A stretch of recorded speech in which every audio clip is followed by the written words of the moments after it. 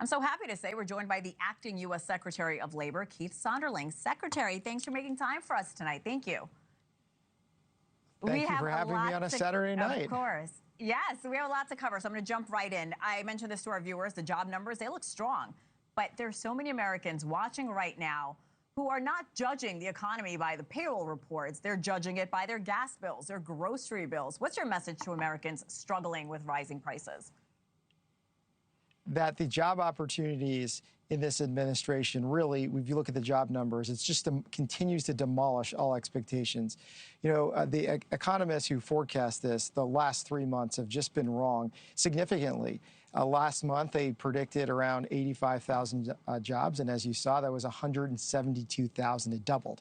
And April's numbers was revised up, and that was about tripled about what the expectations were. So we're continuing to see jobs come, and these jobs are in high-paid, high-skilled areas, and the Department of Labor is working very hard to make sure that American workers not only get these high-paid new private sector jobs, but that they have the skills to be able to get in these careers and stay in these careers. What we're looking at, President Trump promised manufacturing would come back, promised industry that left the United States would come back. And we're seeing that with the historic investments we're seeing from overseas, from domestic manufacturers continuing to want to invest in the American economy and the American worker.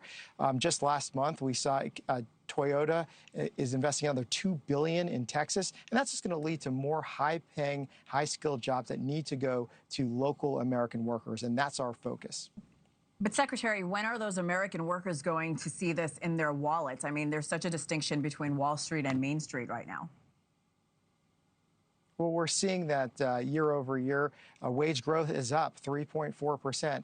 And due to the working families tax cut, we're seeing more take-home pay. We're seeing employers being able to deduct and buy more equipment and reinvest in their workforce. But more importantly, with no tax on tips and no tax on overtime, workers are taking home more pay. Their tax refunds are higher than ever. And that's what really matters. They're seeing more take-home pay and new job opportunities within the private sector. President Trump has created over 900,000 private sector jobs so far in this term. You made a really good point. We just had a graphic up. I want to ask our team to bring it up again, because it does a really good job showing that, yes, you're right, wage growth is up, inflation is up as well. You see that right there. So what does the success look like for the administration? Is it more jobs? Is it real wage job growth that outpaces inflation? Yeah, and we're going to see that, and we've consistently seen that. But it is higher quality jobs for American workers, jobs in the private sector. President Trump promised to right-size the federal sector. We are now seeing the federal sector at its lowest job number since 1966, and that's being replaced with high-paying, high-skilled private sector jobs. And those 900,000 jobs I mentioned, those are in the private sector. So there's more private sector opportunity, there's more higher wage opportunity, and we're going to continue to see wage growth rise as more of these plants come online. We're seeing historic investments in manufacturing. If you look at the numbers from just this year, construction jobs are up.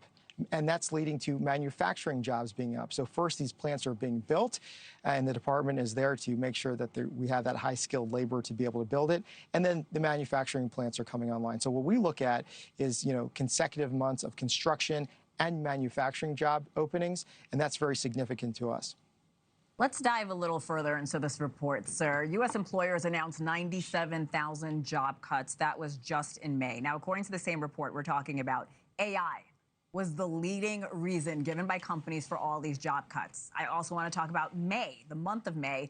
AI was the primary reason for 40% of those job cuts. That's up from 7% just in January. That wasn't that long ago. So, Secretary, what's your message to so many Americans that are worried AI could replace their job? Well, at the Department of Labor, our mission when it comes to AI is to making sure that American workers have those skills and have that AI literacy. And there is significant anxiety related to artificial intelligence, both for current workers who think it's going to replace their jobs and for the next generation of workers who are scared they're not going to have jobs. And that's where we're coming in. We're working very closely with the Department of Education and our state workforce agencies, talking to employers, talking to not only the software developers who are creating these tools, but the employers who want to buy and use these tools to make sure that the current workforce and future workforce have the skills to be able to learn that. Because once the current workforce and the future workforce understands what these tools can and can't do, they're not going to have that fear and they're not going to have anxieties. And employers don't want to have AI lay off their employees. They want them to be more productive and more efficient, but they can't do that without having those AI literacy and baseline skills. And we're working very hard with the private sector on both of those. And, when it comes to AI job loss, we're studying that very closely. Whether or not the statistics you showed were really related to employers using AI to displace workers or for other factors, we need to figure that out. And that's what we're doing. We're working with the Bureau of Labor Statistics to actually see what the AI job loss looks like. And what we think and what we understand the case is going to be, it's going to be more of an AI job augmentation. So that means a worker's day may change a little bit. Part of their tasks might be automated, but those remaining tasks that are out there, it allows the employer to have the employees be more productive, to open new business lines, and to have the employees understand that their job may change, but it's not going to be displaced. But none of that's going to happen without the Department of Labor really working very closely with businesses and tech companies, which we are, to make sure that they have those skills and they understand what the software actually is going to be doing. Yeah, I was excited to talk to you because, like I mentioned a moment ago, President Trump just signed an executive order on Tuesday that creates a procedure for AI companies to voluntarily shape their models. But we have seen some waffling from the administration when it comes to AI, delays, policy pivots. What is the administration's official stance currently? Well, the president did sign an executive order relating to the models, but consistently, when it relates to the Department of Labor, it's two things. One, it's making sure that we have the skilled workers out there to build these data centers.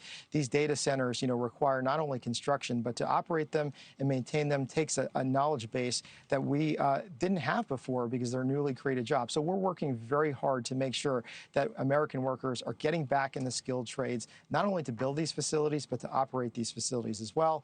And then the second piece where the Department of Labor comes in related to the president's orders on AI is that literacy component. And we're working very closely, like I said, with the Department of Education, Department of Commerce, and the National Science Foundation to really build that curriculum. If you look at China, students are learning AI literacy in the second grade, and that's what we need to be doing to be competitive. And that's a big part of the mission of this administration when it comes to AI from the department's perspective.